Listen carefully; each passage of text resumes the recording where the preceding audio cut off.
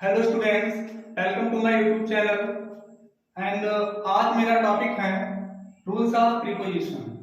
पहले मैं आप लोगों को प्रीपोजिशन की डेफिनेशन, प्रीपोजिशन का यूज कहाँ पे करना चाहिए ये मैंने आपको बता दिया था। प्रीपोजिशन का यूज किससे पहले करना चाहिए, किसके साथ ये संबंध बताता है सेंटेंस में, क्या क्या इसके फंक्शन होते हैं और इसका क्लासिफिकेशन ऑफ प्रीपोजिशन हमने पूरा आप लोगों को पिछले वीडियो में समझा दिया था। आज यहाँ पे मैं एक टॉपिक लेके आया हूँ रूल्स ऑफ प्रीपोजिशन। इसमें से जो कुछ प्रीपोजिशन ऐसे होते हैं जो बच्चों को समझ में नहीं आते कि कहाँ पे उनका यूज करें और कहाँ पे ना करें, तो ऐसे प्रीपोजिशन के बारे में आज हम इस वीडियो में समझेंगे।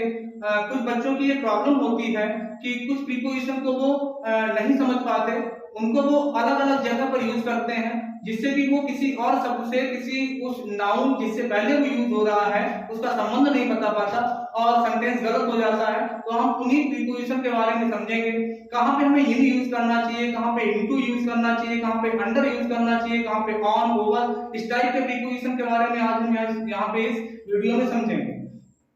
तो बात करते हैं कि प्रीपोजिशन, रूल्स ऑफ प्रीपोजिशन में सबसे पहला जो रूल है वो है इन और अंडर। देखिए इन और अंडर का यूज हम कहां कहां पे कर सकते हैं। इन और अंडर, देखो इन मींस में होता है, अंडर मींस नीचे होता है। जब किसी पेड़ की छाया में बैठने की बात आती है, जब किसी पेड़ की छाया में बैठने की बात आती है तो हम इन का यूज करते हैं, और जब पेड़ के नीचे बैठने की बात आती है तो हम वहां पर अंडर का यूज करते हैं। यानी पेड़ की छाया में बैठना,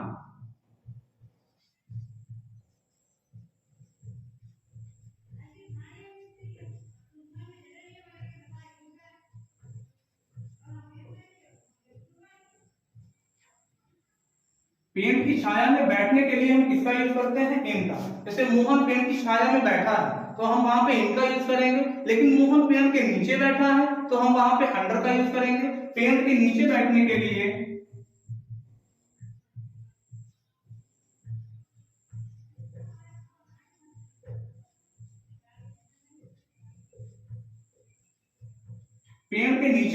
लिए हम किसका यूज करते हैं, अंडर का। हम इसे एग्जाम्पल से भी समझेंगे कि जितने भी प्रीपोजिशन होते हैं बहुत टेढ़े होते हैं, बड़ा कठिन टॉपिक होता है प्रीपोजिशन को समझना बहुत मुश्किल होता है।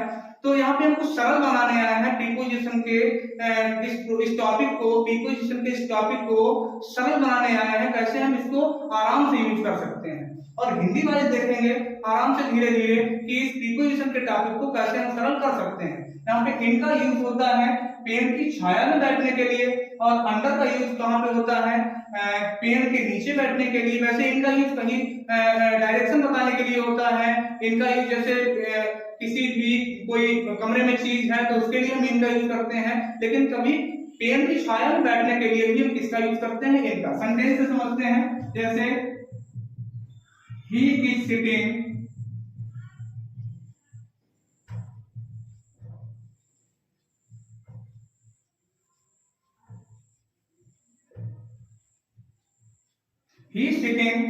In the shade of a tree, यानी पेड़ की छाया में बैठने के लिए हमने किसका यूज किया, इनका। शेड मीन्स होता है छाया, पेड़ की छाया में बैठने के लिए हमने किसका यूज किया, इनका। ही सिटिंग का बैठा है in the shade of a tree, पेड़ की छाया में बैठा है तो हम किसका यूज करेंगे, इनका यूज करेंगे। एक अंडर का यूज देखते हैं।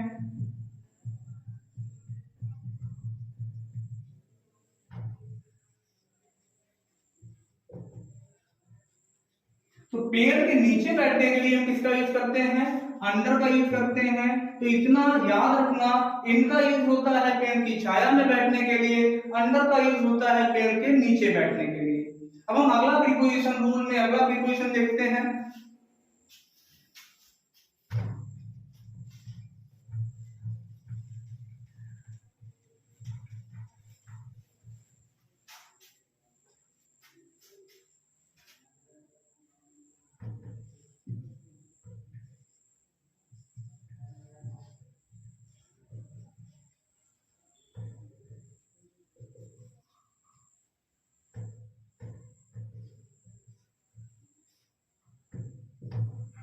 ये चार जो प्रीपोजिशन है ये हमें ये नेक्स्ट प्रीपोजिशन है, और ये चार प्रीपोजिशन हमें बहुत ज्यादा कंफ्यूज करते हैं कि हमें इनका यूज कहाँ पे करना चाहिए।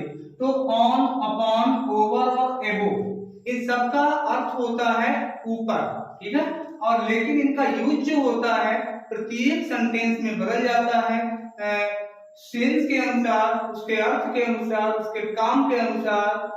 प्रत्येक सेंटेंस में इन सभी को यूज किया जाता है मीनिंग के अनुसार। अब बात करते हैं ऑन का यूज कहाँ पे होता है। ऑन का यूज स्थिर अवस्था के लिए होता है। जब कोई भी वस्तु किसी भी वस्तु के ऊपर रखी गई हो और स्थिर अवस्था में हो, उसको टच कर रही हो, तो हम कहाँ किसका यूज करते हैं, ऑन का। इसी जो पेन है मार्कर, ये हाथ के ऊपर रखा गया है और ये हाथ की हथेली से बिल्कुल टच कर रहा है, तो हम यहाँ पे क्या यूज करेंगे, ऑन। बात करते हैं अपॉन की। अपॉन जो होता है वो स्थिर अवस्था में यूज ना होकर गतिशील अवस्था में, मूवमेंट में यूज होता है। जब हम किसी चीज को किसी चीज पर फेंकते हैं, यानी हाथ के ऊपर पेन को फेंक रहे हैं या बिल्ली मेज पर कूद रही है, तो गतिशील अवस्था में कूद रही है, हम किसका यूज करेंगे, इसके लिए अपॉन का यूज करेंगे। जैसे यहाँ पर स्थिर अवस्था के लिए हम किसका यूज करते हैं, ऑन का यूज करते हैं। स्थिर अवस्था के लिए ऑन का यूज करते हैं। और जब भी कोई गतिशील अवस्था होती है, गतिशील अवस्था के लिए हम किसका यूज करते हैं, अपॉन का यूज करते हैं।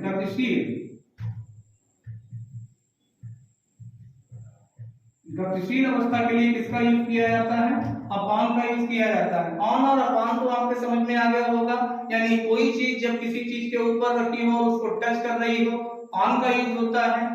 गतिशील अवस्था यानी जब कोई चीज किसी के ऊपर फेंकी जा रही है, या फिर बिल्ली मेज पर कूद रही है, या फिर कोई चीज किसी चीज के ऊपर कूद रही है, हम उसके लिए अपॉन का यूज करते हैं, क्योंकि इसमें गति है, मोशन है।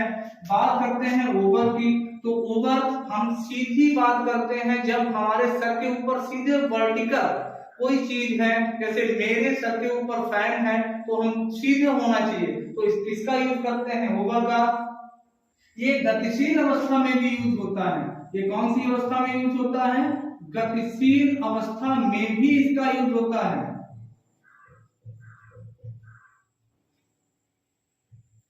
गतिशील अवस्था में भी इसका यूज होता है, स्थिर अवस्था में भी यूज होता है। जब मेरे सर के ऊपर फैन है, ये स्थिर अवस्था में है, लेकिन जस्ट ऊपर है, तो हम ओवर लगाएंगे। या फिर कोई एरोप्लेन मेरे सर के ऊपर जा रहा है, जस्ट ऊपर जा रहा है, तब भी हम इसका यूज करेंगे ओवर। गतिशील अवस्था और स्थिर अवस्था दोनों के लिए भी हम किसका यूज करते हैं, ओवर का यूज करते हैं। कोई भी चीज जैसे वर्टिकल में है, सीधे है, तो हम किसका यूज करेंगे, ओवर का यूज करेंगे। और मूवमेंट में जा रही है सीधे ऊपर, तब भी हम किसका यूज करेंगे, ओवर का यूज करेंगे। अब बात करते हैं एबोव। एबोव भी ऊपर के रूप में ही यूज होता है, लेकिन ये सीधे ऊपर हॉरिजॉन्टल होता है, स्टाइक से। जैसे कोई भी चीज रखी हुई है और वो ऐसे स्टाइक से हॉरिजॉन्टल रूप में ऊपर है, और वो स्थिर अवस्था, ये स्थिर अवस्था के रूप में कार्य करता है। स्थिर अवस्था के रूप में कार्य करता है, ये मूविंग में कार्य नहीं करता, मूवमेंट इसमें बिल्कुल नहीं होता, और ये टच भी नहीं होता, ये नॉन टचेबल होता है, अर्थात ये जिस चीज के ऊपर होता है उसको छूता नहीं है। एक हॉरिजॉन्टल रूप में होता है, उसके शेप में होता है, और ये मूवमेंट भी नहीं करता। जैसे हवाई जहाज तो उड़ता हुआ चला जाता है, ये मूवमेंट। इसका सबसे बड़ा एग्जांपल है नदी के ऊपर एक ब्रिज का होना। नदी के ऊपर ब्रिज है, उसको छू नहीं रहा है और हॉरिजॉन्टल में है, और दूसरा ये मूवमेंट नहीं कर रहा है, स्थिर अवस्था में है, तो हम किसका यूज करेंगे, एबोव का यूज करेंगे। उम्मीद है आप लोगों को ऑन, अपॉन, ओवर और एबोव में अंतर समझ में आया होगा, जबकि सबका जो मीनिंग होता है वो पर ही होता है। अब बात करते हैं इनका यूज सेंटेंस में कैसे होता है, तो सेंटेंस देख लेते हैं।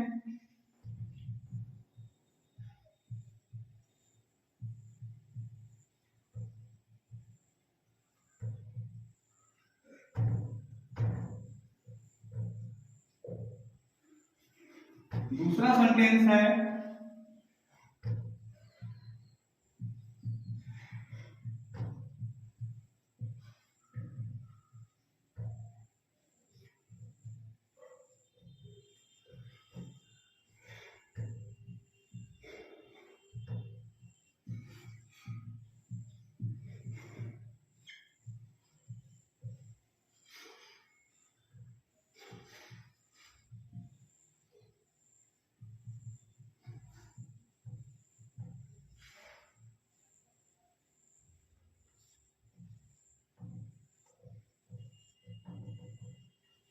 देखिए तीनों सेंटेंसेस में हमने एक स्पेस छोड़ा है, इनमें हमें प्रीपोजिशन फिल करना है।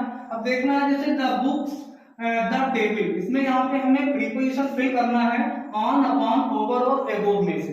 बात आती है केबिन के ऊपर कोई भी चीज रखी हुई है तो उसको टच कर रही है, ऊपर रखी हुई है, स्थिर अवस्था में रखी हुई है, तो हम क्या लगा देंगे यहाँ पे, ऑन का यूज करेंगे। बात करते हैं ए कैट, ये कैट इज जंपिंग, बेस है द टेबल, यहां पर भी कोई चीज फिल करनी है तो बिल्ली मेज पर कूद रही है, गतिशील अवस्था में कूद रही है, उसमें मूवमेंट है, इस अवस्था में कूद रही है, हम किसका यूज करेंगे, अपॉन का। यहाँ पे क्या यूज होगा, अपॉन। बात करते हैं फैन इज, बेस है माई हेड, तो पंखा सीधे हमारे वर्टिकल में ऊपर, सर के ऊपर है बिल्कुल, तो हम किसका यूज कर देंगे यहाँ पे, ओवर। अब बात करते हैं कि there is a bridge, a river, तो यहाँ पे क्या बनना है, रह गया है केवल एबो, आराम से पहचान लिया, यहाँ पे वो करना है। क्यों करना है, क्योंकि ब्रिज जो है वो नदी के ऊपर हॉरिजॉन्टल में बना हुआ है, टच भी नहीं कर रहा है और स्थिर अवस्था में है, तो यहाँ पे क्या लग जाएगा, एबो। आपको समझ में आ गया होगा ऑन, अपॉन, ओवर और एबोव का यूज कहां पे होता है। नेक्स्ट हमारा प्रीपोजिशन है died of, died from, died in. Died of का यूज होता है बीमारी, दुख या शर्म से मरने के लिए।